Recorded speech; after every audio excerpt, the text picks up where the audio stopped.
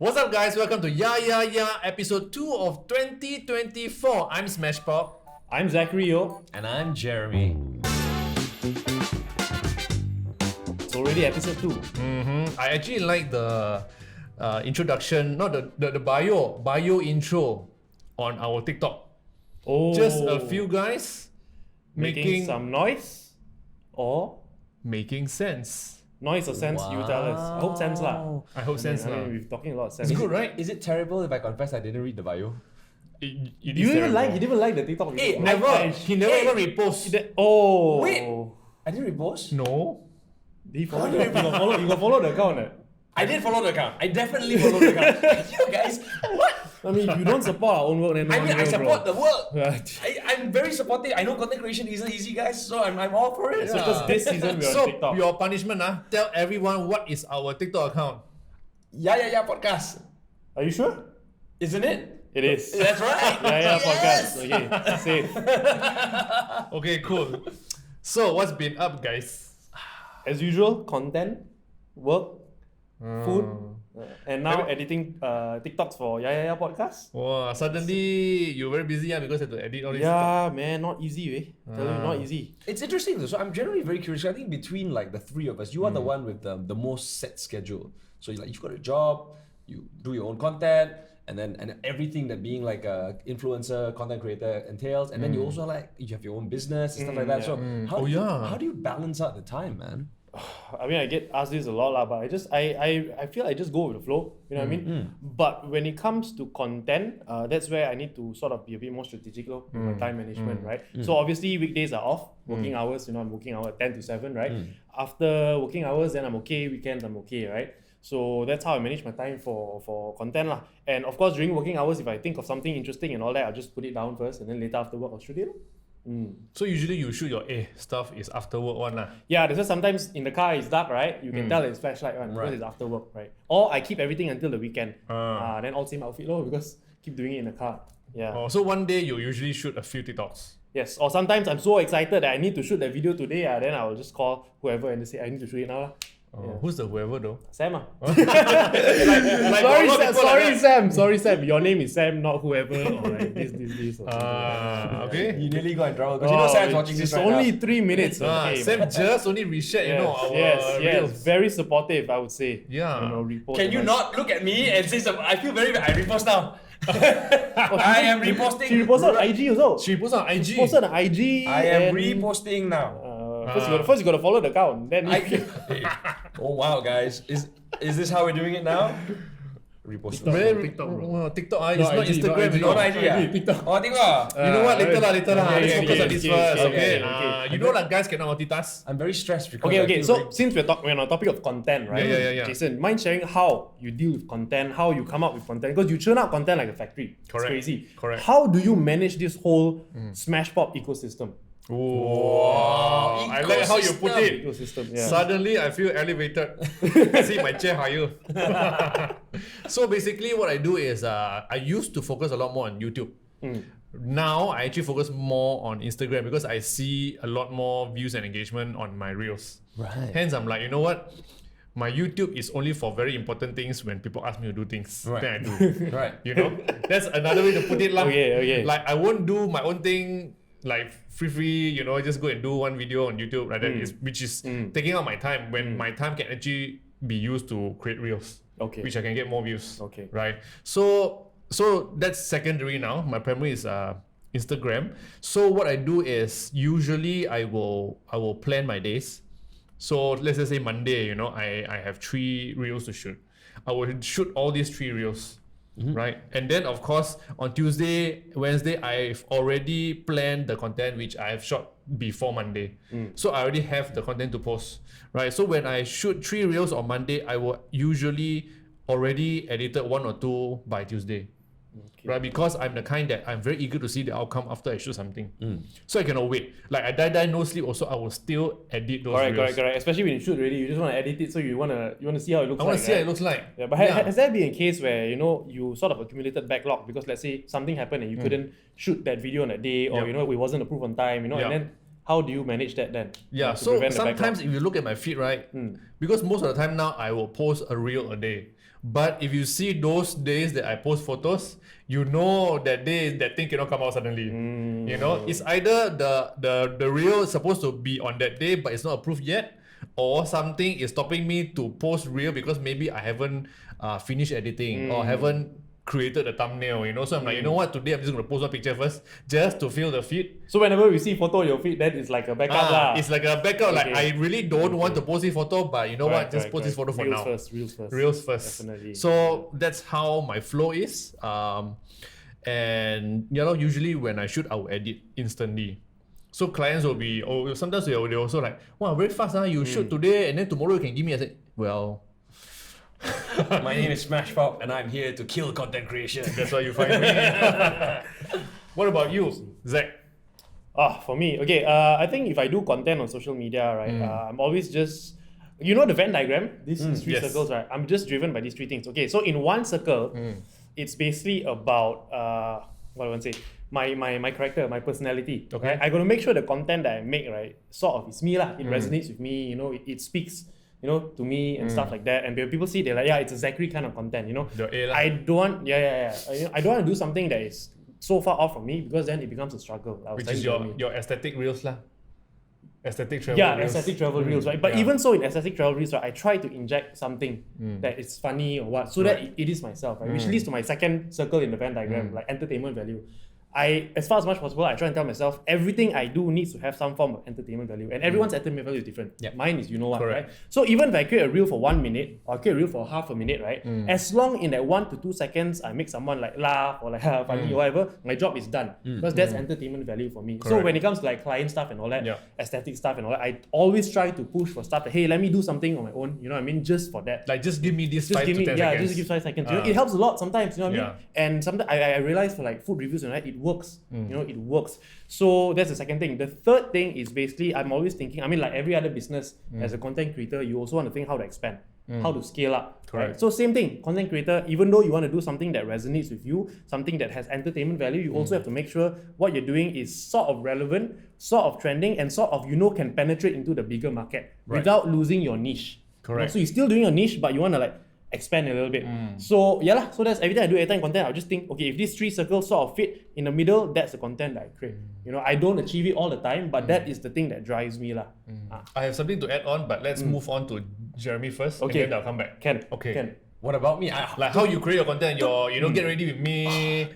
To To be fair, your photos, your picture that didn't make it or Make the whatever, cut, pick the yeah. card. So like my personal philosophy for a lot of things that I do has to do with the fact that I want it to feel aligned and flow. It's got to flow with my day to day. So a lot of times like the get ready with me stuff is literally clothes I'm going to be wearing for the day, and I just set up a camera and then we make it happen, and then I'll take my time to edit it at a later date. Yep. And then even with the photography stuff, it's always like, and we've done this before. We've gone and take pictures. It's very based on where are we today, like what is the angle, and that is the fun part for me. The actual outcome doesn't matter, but the pursuit of The like journey lah. the journey is very Yeah. interesting to me. And as much as I obviously don't put out as much content as you guys or as consistently, but when I do or I think about it, it's always to me in my head, in the back of my mind, it's like, oh, we could do something here where I'm at. I don't pre-plan. It's very like, oh, we're here now. If I were to do something, what would it be? And then let's actually try to make it happen if I have the time or my gear with me. So like you do a lot of these outfit shots, right? Yeah. Is there any time that you purposely put on a certain outfit just to shoot that reel, or it's always been because I'm going out today, I'm going to wear this, so I'm going to shoot this reel? Most of the time lately, it's because I'm going to wear this, I'm going out. But there have been times where I think if it's going to be a little bit more on the educational aspect, or maybe I'm experimenting with myself at home, like I got this thing, I want to go out with this thing, and I'm playing with it. Yeah. And then sometimes I come to a certain conclusion. Then I'm like, okay, I got this conclusion. Maybe I just talk about it in a reel, and then we make it happen. I actually quite like when you do those, when you're sitting on that stool just talking about life. That kind. Oh, I really like doing that too. Thank you. Because I told you before, like you have this skill and this talent with your voice. You should do more of this. Like telling stories, just using your voice to tell whatever, Yeah. So I feel that other than doing like get ready with me, you should do more with your voice. I will definitely do that. Thank you very much. Yeah. That's a good thing. Yeah. Yeah. So speaking of what I mentioned just now, I want to add on, right? Like expanding the niche, right? So I always have this struggle because I am doing multiple categories, right? So when you see my content, I'm obviously doing tech. Everyone is like, oh, you're the tech guy, right? But then I'm also doing a lot of other stuff other than tech. For example, say food. I do fashion. I do travel. Right. So basically, it's basically just lifestyle and tech.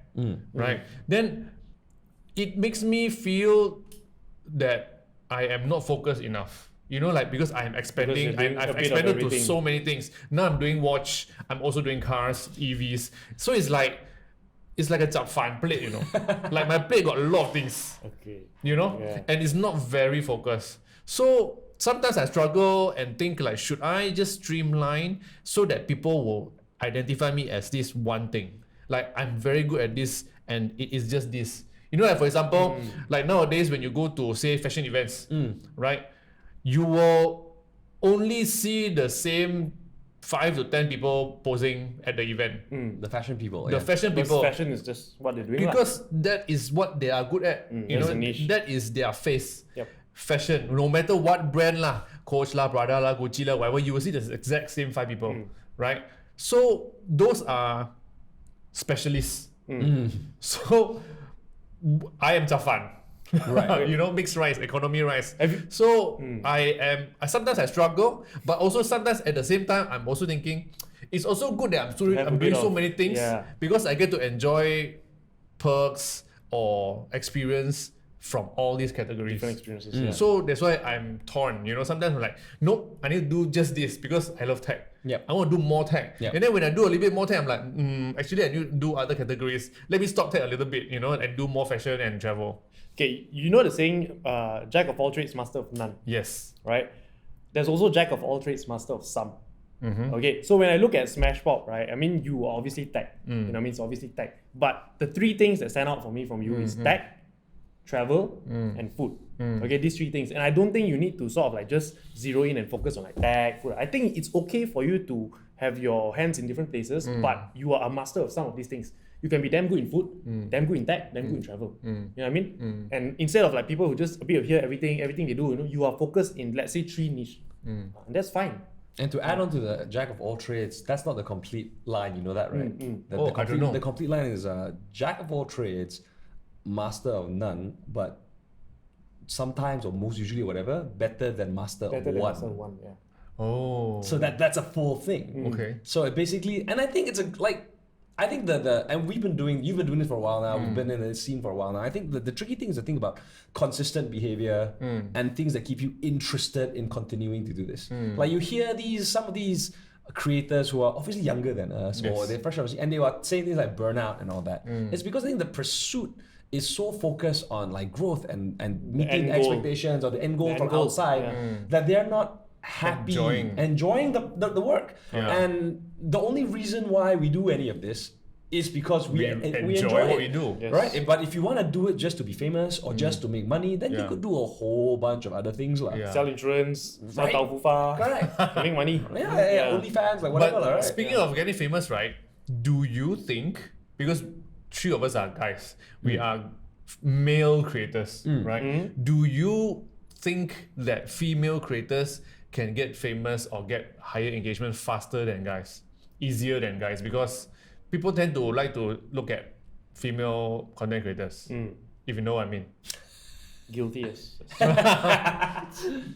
I mean, Jeremy? I think the reasonable answer, the rational answer, even though it feels like the odds are stacked against us, if you want to look at like the girl attention thing, it boils down to value, right? Yeah. So you would say that yes, maybe like at a glance, maybe these female content creators who are maybe more sexy or attractive might cater to more guys, and then maybe some girls also look at them and say, oh, I want to aspire to be this physically like fit or whatever, right? But I don't think this will happen with For guys, it's harder. Yeah. But you can also make the argument that maybe for guys is you have a longer lifespan. So with these pretty girls, they come and they go, or they just remember them for their prettiness, but beauty and if you're just fully based on your looks, it fades, right?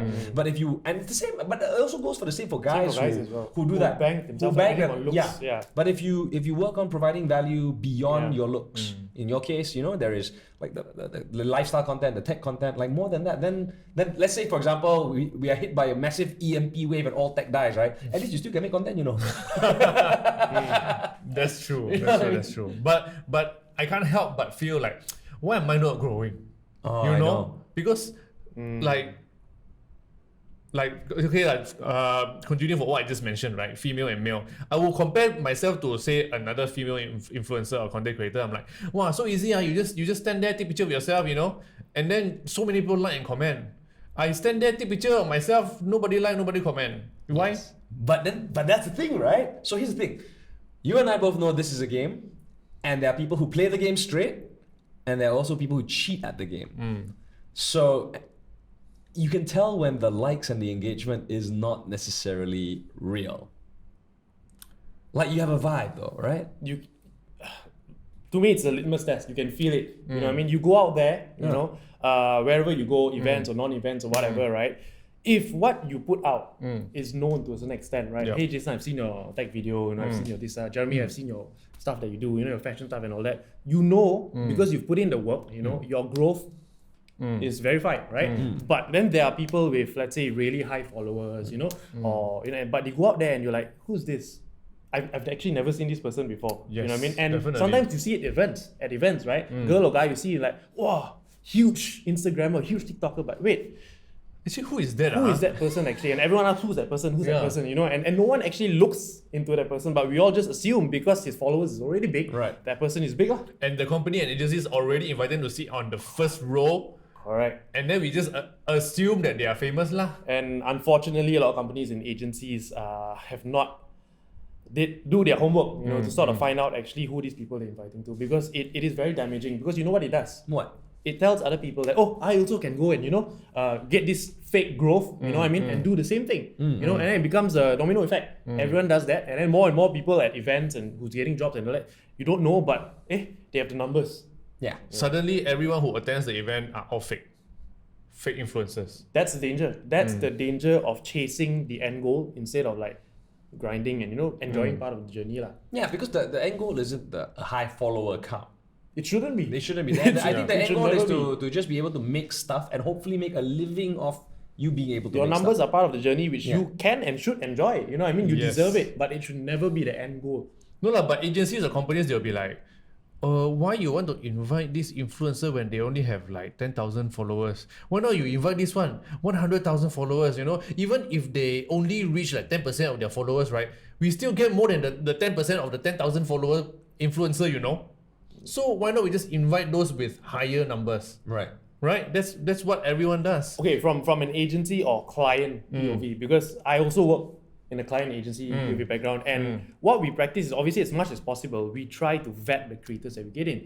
If you're spending 50K on this creator, you know what I mean, you better be damn sure that you're checking the person's background. Yep. And it's as simple as we have a lot of dashboards and platforms that are readily available Yep. for you to just check the stats. You can put in the stats of the creator and you can see what's the percentage of fake following, engagement, bought from where are the audience from, you know what I mean, and stuff like that. It's available. It's whether the client or the agency acknowledges it and wants to put in the work, So everybody knows lah.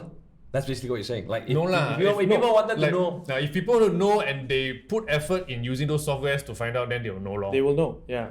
But they're not doing it, unfortunately, and that's why we see a lot of creators with really high numbers, you know what I mean, that are more often than not real.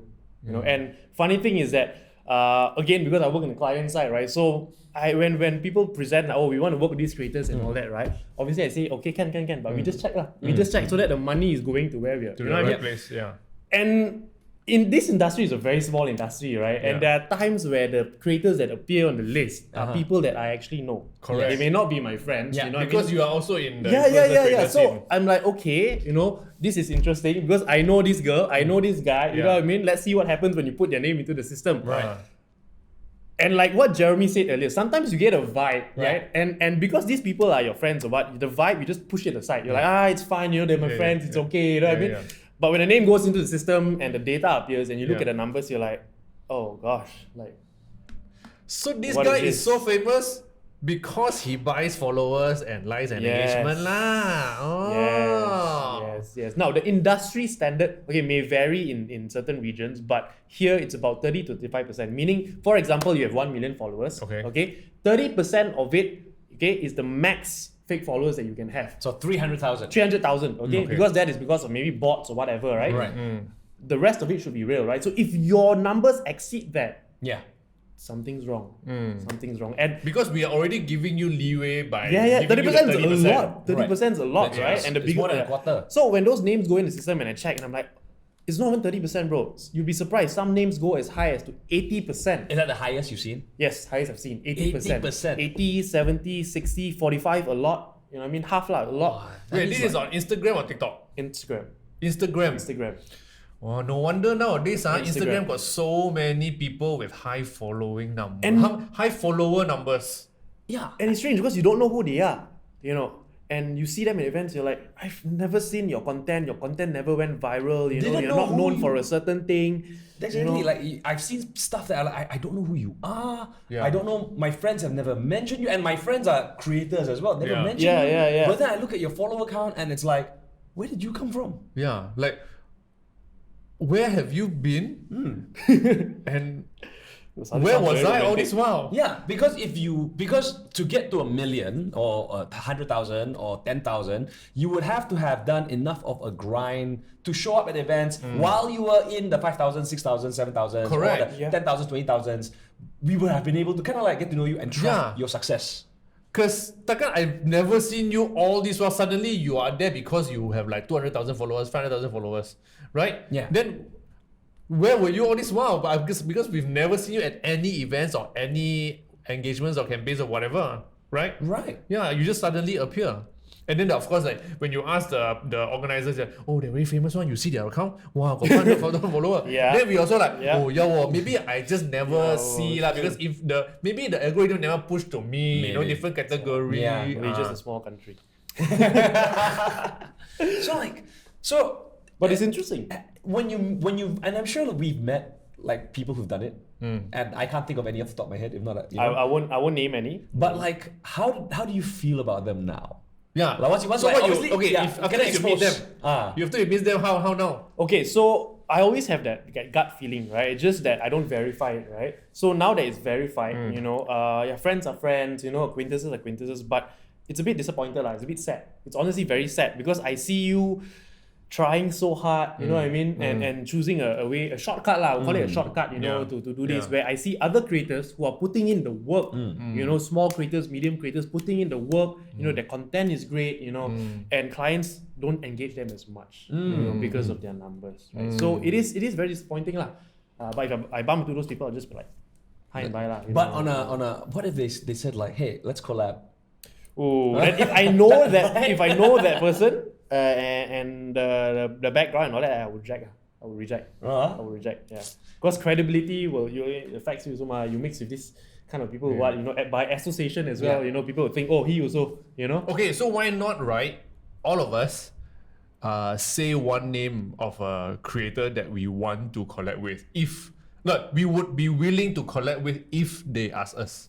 Ooh, this stuff. Just one name. So many though. Yeah. Like it can be like super International? famous, international. Yeah, like artists and all that. Like not celebrity. artists, just creators. We're talking about creators. But here. Malaysia. Malaysia international also can. Wow. But not celebrity, not artists. That's tricky, It's man. quite hard. Because you have so many, might just name one only. No need to pick one. Just Okay. like I just from the remember- pool of 5,000, just pick one of them lah. Okay, Jeremy, start first. Peter McKinnon. Oh, yeah. Like there. Like he looks like a really fun guy. I really like his stuff. And I feel like as a matter of collaboration, one, I think I could learn so much just Yeah. from like working with Okay, him. so or- what if he suddenly just texts you one day and say, Jeremy, I want to collab with you, but you need to fly over here because I am very busy and we'll be shooting here in my studio. I am remortgaging my house. I am gonna be like, you know what? What is EPF? the Take money all is the money there. out. The money is there to achieve my dreams. And that is my dream. That's my dream. Yeah. Yeah.